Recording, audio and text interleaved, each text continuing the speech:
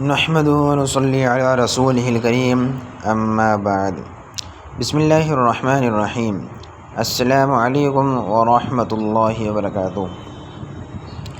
شرعی تقاضا پورا کرنے کے نہایت ضروری آداب۔ ہم بستری کے شرعی آداب کیا ہیں؟ ہم بستری سے پہلے کیا کرنا ضروری ہے؟ ہم بستری کے بعد کرنے والے ضروری کام۔ محترم ناظرین، جو آدمی نفسی خواہش پوری کرتا ہے اس کا دل سخت ہو جاتا ہے، سوائے ہم بستری کے۔ یہ دل کو صاف کرتا ہے اور اس لیے انبیاء کرام نے کیا ہے۔ دوران مباشرت اگر مرد کا انزال جلد ہو جاتا ہے تو اسے چاہیے کہ چنے زیادہ کھایا کرے۔ حکیم لقمان۔ مباشرت کے دوران مرد کا عضو ڈھیلا ہو جاتا ہے تو اسے چاہیے کہ مباشرت سے پہلے کچھ دیر سو جایا کرے، یعنی نیند پوری کر کے مباشرت کیا کرے۔ حکیم لقمان۔ محترم ناظرین، پہلے ہم بات کر لیتے ہیں کہ شرعی تقاضا پورا کرنے سے پہلے یعنی ہم بستری سے پہلے کیا کرنا ضروری ہے۔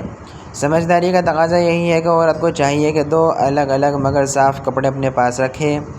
جب اس کا شوہر مجامعات سے فارغ ہو جائے تو ایک کپڑا اسے تھما دے جس سے وہ اپنی صفائی کر سکے، پھر عورت دوسرے کپڑے سے اپنی صفائی خود کرے۔ اگر ان کے پہنے ہوئے کپڑوں میں جنابت کا کوئی اثر نہ پہنچا ہو تو وہ ان کپڑوں میں نماز بھی پڑھ سکتے ہیں۔ محترم ناظرین، اسلام نے طہارت اور صفائی کے نظام کو جتنی اہمیت دی ہے شاید کسی مذہب نے دی ہو۔ اس طہارت کے نظام کو برقرار رکھنے کے لیے بوقت جماع عضو خاص کو صفائی کے لیے علیحدہ کپڑے کا انتظام موجود ہو۔ وہ اس لیے کہ اگر کسی اور کپڑے سے صفائی کی گئی تو خطرہ ہے کہ وہ گندگی سے آلودہ ہو اور جراثیمی چھوت عضو کو لگ کر گندگی اور آلودگی کا باعث بنے۔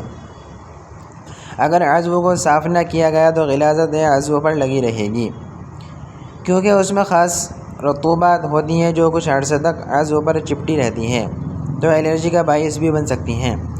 دوسری مرتبہ ہم بستری کرنے کے لیے ضروری ہے کہ عضو کو بالکل صاف کیا جائے۔ دوبارہ ہم بستری کرنا مقصود ہو تو عضو خاص کو دھو لیا جائے۔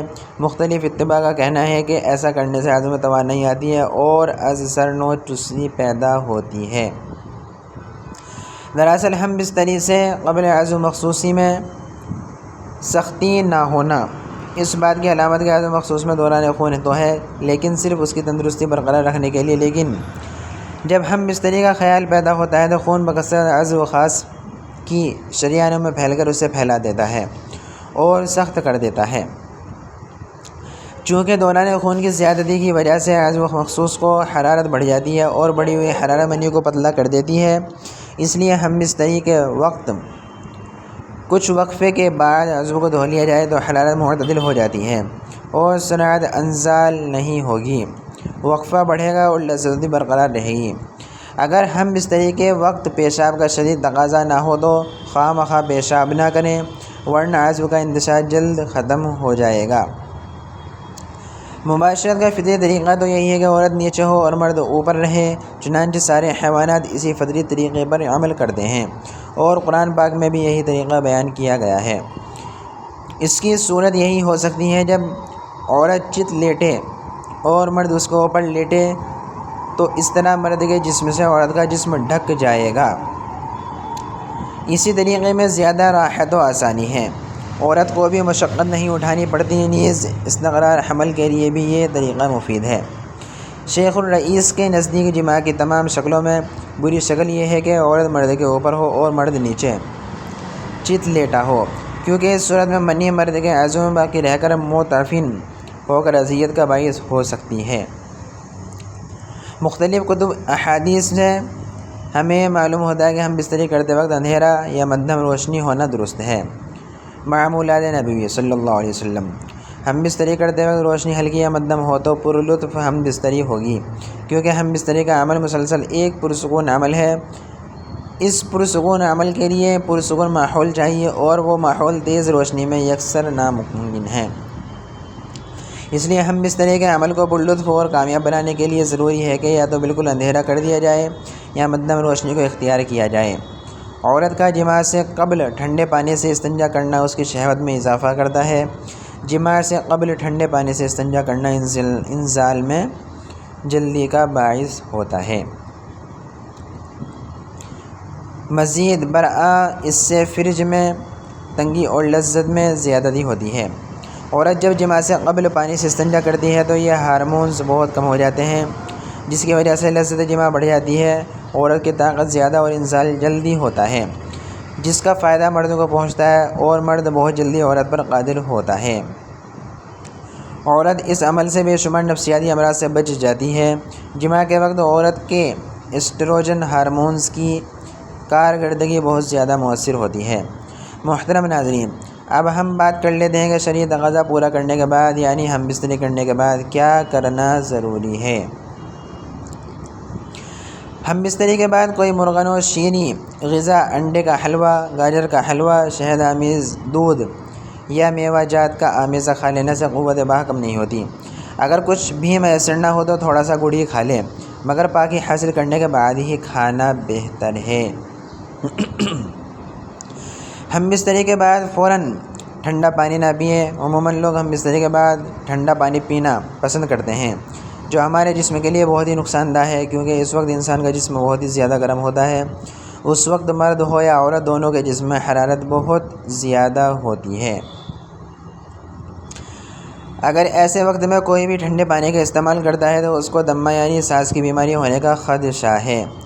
عموماً اکثر ہم گرمی میں دھوپ سے باہر سے گھر آتے ہیں تو بزرگوں کا کہنا ہوتا ہے کہ پسینے میں پانی مت پیو۔ پسینہ سوکھنے کے بعد پانی پینا، اس کی وجہ یہی ہوتی ہے کہ اس وقت ہمارا جسم گرم بہت زیادہ ہوتا ہے اور ٹھنڈا پانی ہمارے لیے سخت نقصان دہ ہوتا ہے۔ ہم بستری کے بعد ایک ہی کپڑا کا استعمال نہ کریں۔ عموماً میاں بیوی ہم بستری کے فوراً بعد ایک ہی کپڑے سے نجات یعنی منی کو صاف کر لیتے ہیں، جس کی وجہ سے ایک دوسرے کی نجاست یعنی منی لگ جاتی ہے، جس سے بیماریوں کا اندیشہ مثلاً الرجی وغیرہ ہو سکتی ہے اور آپس میں نفرت پیدا ہونے کا امکان بھی ہوتا ہے۔ ہم بستری کے فوراً بعد اپنی شرمگاہ کو ٹھنڈے پانی سے نہ دھوئیں۔ عموماً لوگ ہم بستری کے بعد فوراً واش روم جا کر شرمگاہ کو ٹھنڈے پانی سے دھو لیتے ہیں۔ ایسا نہیں کرنا چاہیے، کیونکہ اس وقت ہمارا جسم بہت گرم ہوتا ہے اور اس کی وجہ سے نسیں پھٹنے کا اندیشہ ہوتا ہے۔ بلکہ بہت سارے حکماء کے مطابق ہم بستری کے فوراً بعد شرمگاہ پر ٹھنڈا پانی ڈالنے سے نامردی کا اندیشہ بھی ہو سکتا ہے۔ ہاں، جب آپ کا جسم نارمل ہو جائے تو اس وقت آپ شرمگاہ پر دھو لیں اور اس میں کوئی حرج نہیں ہے۔ ہم بستری کرنے کے بعد فوراً پیشاب کرنے مت جائیں۔ کچھ خواتین کا کہنا ہے کہ ہمارا حمل نہیں ٹھہرتا، تو ایسی خواتین کو چاہیے کہ ہم بستری کے فوراً بعد پیشاب کرنے مت جائیں، کیونکہ ہم بستری کے وقت بچہ پیدا کرنے والے جراثیم عورتوں کی شرمگاہ میں جاتے ہیں۔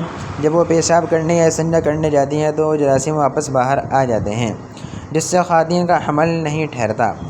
اس لیے خواتین کو چاہیے کہ وہ ہم بستری کے بعد کم سے کم 15 سے 20 منٹ تک لیٹی رہیں اور اس کے بعد ہی استنجا یا پیشاب کی حاجت ہو جائے، تاکہ جو مادہ یا جراثیم اندر گیا وہ باہر نہ آنے پائے۔ ہم بستری کے فوراً بعد آپ کبھی بھی نہ نہائیں۔ عموماً لوگ ہم بستری کے فوراً بعد نہانے چلے جاتے ہیں، حالانکہ اس وقت جسم پر حرارت بہت زیادہ ہوتی ہے۔ ایسے میں اگر آپ اپنے جسم پر ٹھنڈا پانی ڈالو گے تو یہ بھی آپ کے جسم کے لیے بہت نقصان پہنچا سکتا ہے۔ اس لیے عورت اور مرد کو چاہیے کہ ہم بستری کے بعد کم سے کم 15 سے 20 منٹ کا وقفہ ہونا چاہیے، تاکہ آپ کے جسم کا درجہ حرارت نارمل ہو جائے اور اس کے بعد آپ نہانے، پیشاب کی حاجت یا استنجا کے لیے جائیں۔ اگر آپ لوگ ہم بستری کے فوراً بعد نہائیں گے تو اس سے بہت سی بیماریوں کا اندیشہ رہتا ہے۔ ناظرین، آپ کو ہماری ویڈیو اچھی لگی ہو تو آگے شیئر کریں اور ہمارے چینل کو سبسکرائب کریں۔ جزاک اللہ خیرا۔